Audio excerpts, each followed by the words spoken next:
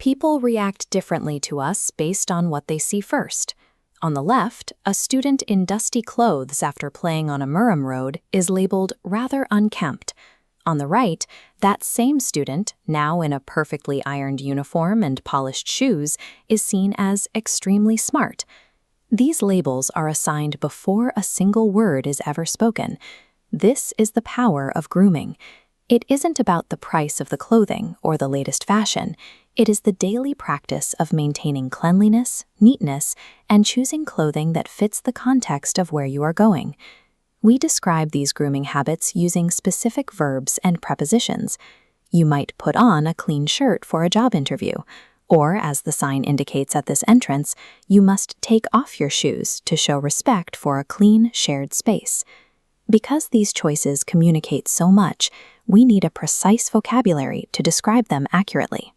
Learning the specific language of grooming allows us to discuss appearance with clarity and respect.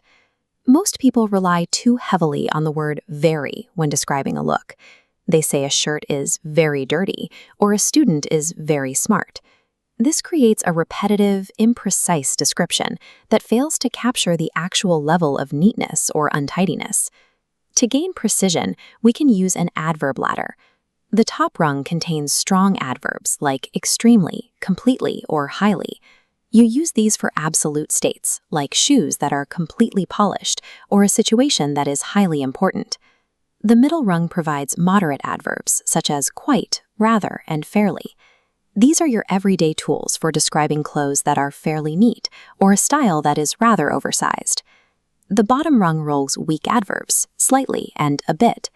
These are reserved for minor details, like a collar that is slightly folded or a shirt that is a bit dusty. Moving up and down this layer allows you to assess any situation accurately without overstating the problem or understating the effort. Precision is especially useful for practicing tact. Some believe that being tactful means lying to protect someone's feelings, but it actually means telling the truth with enough sensitivity to avoid causing embarrassment. Telling a friend their shirt is completely dirty is blunt and often rude. Instead, use a formula.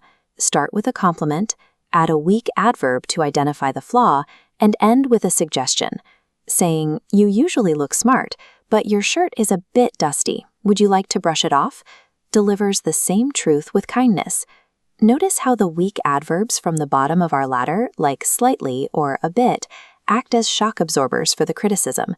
They shrink the scale of the error so your friend feels supported rather than attacked. Practice this yourself. Look at this elegant purple gomesi. If you noticed the gold sash was slightly loose, how would you use the formula? Pause the video and try to combine a compliment with a weak adverb and a polite suggestion to tell the wearer. Using this structure preserves a person's dignity, turning a potentially public embarrassment into a moment of private support. Developing tact is part of mastering linguistic register. Our language shifts structurally depending on our audience.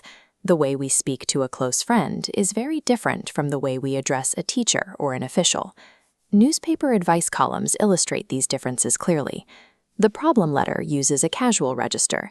It is full of contractions like I'm and don't, emotional language, and conversational slang, as if the writer is venting to a peer.